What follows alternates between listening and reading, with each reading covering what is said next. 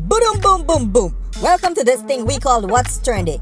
We will now include stories that are trending worldwide into the mix. President Donald Trump and the Speaker of the United States House of Representatives Nancy Pelosi are in a nasty beef over Trump's proposed wall on the US-Mexico border. This nasty standoff resulted in the longest government shutdown in the history of the United States. Trump wants $5.7 billion for his wall, and the Speaker insists that the wall will not resolve the difficulties facing border security. Trump has to get his wall to fulfill campaign promises, and Pelosi wants to make sure he doesn't get it. Over 800,000 government workers are affected by this duel, which it seems will not end anytime soon. Recently, Trump clipped Pelosi'S wing by grounding a military aircraft, which was scheduled to take her and some of her party members to Afghanistan, after she wrote him about postponing the State of the Union address scheduled for January 29th. The stories stink and dirty in the USA right now. I wish our politicians in Guyana were this committed to fulfilling campaign promises. Guyana would have been a much better place. And now for what's trending in We Back Dam.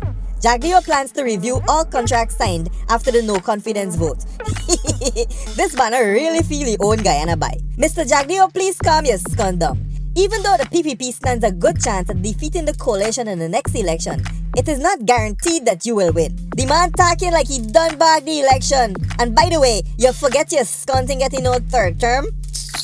Anyways, another political party is on the block and is using a pro-marijuana rhetoric to gain advantage. The Liberty and Justice Party, led by a Canadian named Lennox Schumann, promises to decriminalize the cultivation of marijuana if elected. While there are corporations that are making billions, and I will say billions, soon it's going to translate into hundreds of billions in revenue from an industry that we in Guyana criminalize.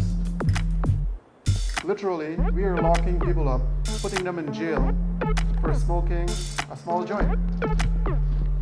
And meanwhile, the rest of the world is making billions out of that industry. Many are questioning Schumann's eligibility to run for the Guyanese presidency, given his status as a Canadian citizen, among other things. He said he will be giving up his Canadian citizenship. I'm excited to see how this all plays out. In other news, prospective PPP presidential candidate is accused of forging qualifications.